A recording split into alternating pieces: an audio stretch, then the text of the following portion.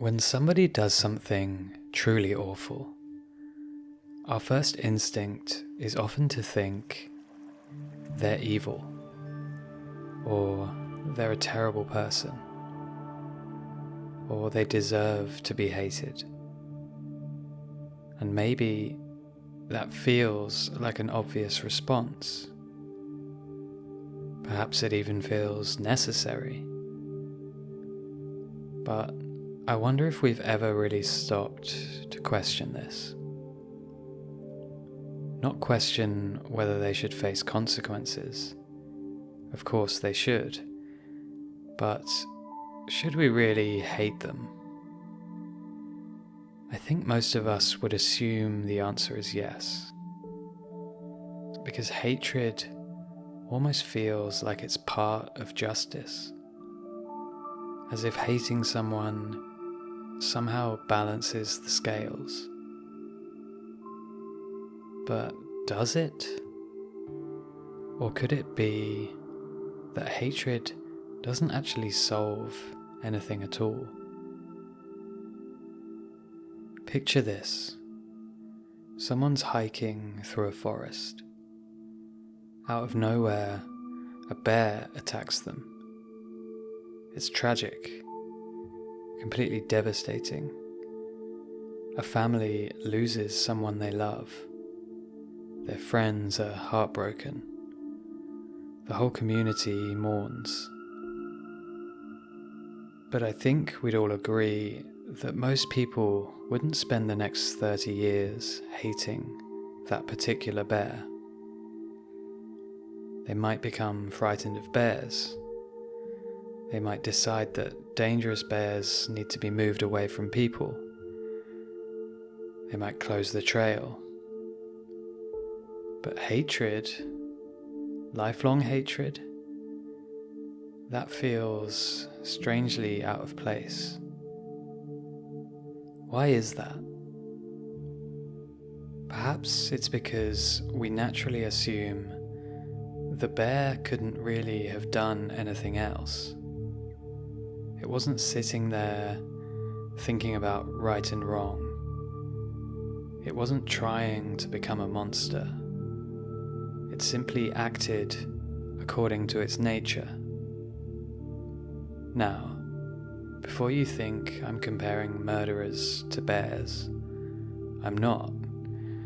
Human beings are obviously much more complicated. We think, we plan, we remember. We're responsible for our actions in ways that other animals are not. And yet, I can't help wondering if there's something similar happening underneath it all. Think about the worst person you can imagine. Whoever comes to mind. Someone violent, cruel, manipulative. The sort of person who ends up on the news. We often imagine they freely chose to become that way. Almost as though one morning they woke up and thought, I think I'll become evil. But is that actually what happened? Maybe they grew up surrounded by violence. Maybe they were abused. Maybe they were neglected. Maybe they learned from a very young age that hurting people was normal.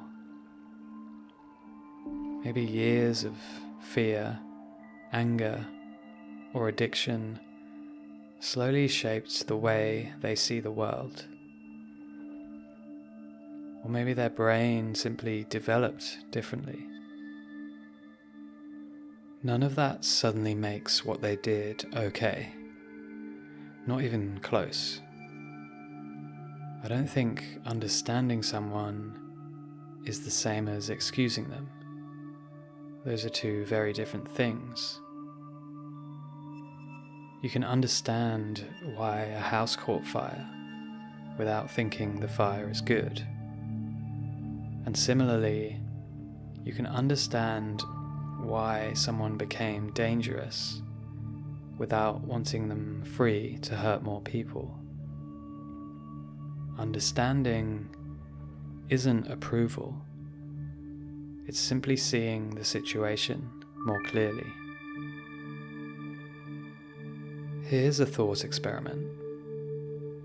If you'd lived every second of that terrible person's life, had their parents, their childhood, their genes, their fears, their memories, would you have become them? Or would you somehow have turned out differently? I suspect most of us don't like where that question leads, because maybe the uncomfortable answer is that we likely would have done exactly the same. Not because we're all secretly evil, but because we would have been that person, with their mind, their experiences, their conditioning.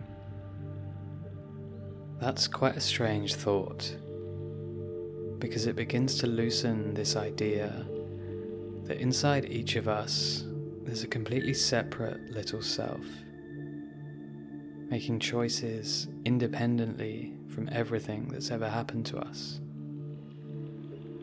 Maybe we're far more shaped by our lives than we'd like to admit.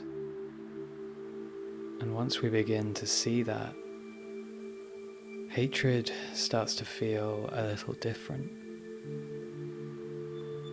Imagine two children. One grows up surrounded by love. They're encouraged, protected, and shown nothing but kindness. The other grows up terrified, ignored, abused, and constantly told they're worthless. Would we honestly expect those two lives to unfold in exactly the same way? Probably not. So at what point does our compassion stop? At 12? 18? 25? 40? When does someone's conditioning suddenly become their fault? Again, this doesn't mean dangerous people shouldn't face consequences. Of course they should. Society needs laws, and victims absolutely deserve justice. People who are likely to hurt others need to be stopped. That's compassion too. Compassion for future victims. But punishment and hatred aren't actually the same thing. One protects people, and the other mostly keeps hurting us. And I think there's something even bigger here. Because I wonder, when has hatred ever actually made someone wiser? When has humiliating someone made them more compassionate? Sometimes punishment is necessary, and it's the only way to keep people safe. But changing a person, that usually seems to happen when they begin to understand themselves. And that's probably true for all of us. Think about the biggest changes you've ever made in your own life. Did they happen because somebody hated you? Or because someone, or perhaps life itself, helped you see something you'd never seen before? If we really want fewer violent people, and fewer abusive people, and fewer angry people, I suspect we have to become interested in what creates them. Not because we're looking for excuses, because we're looking for causes. If we can understand the causes, then maybe we can stop some of them before they begin. Hatred usually asks, who should we blame? Understanding asks, what happened here? And how do we stop it happening again? To me, one of those questions seems much more likely to make the world just a little bit kinder. On top of all this, have you ever noticed how exhausting hatred is?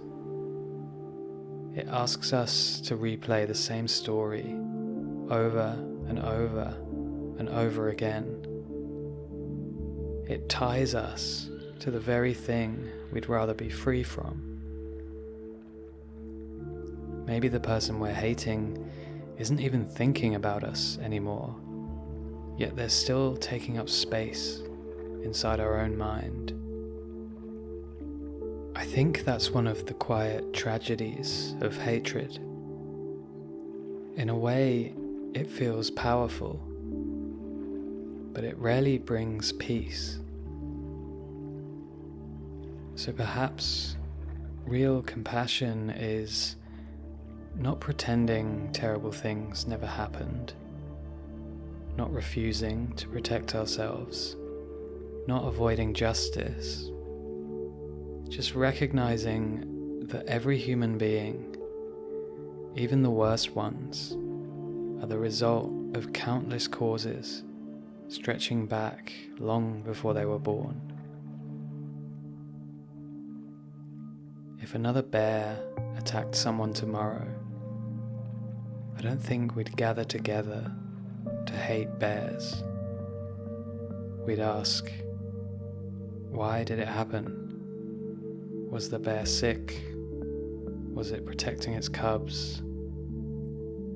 Should this trail be closed?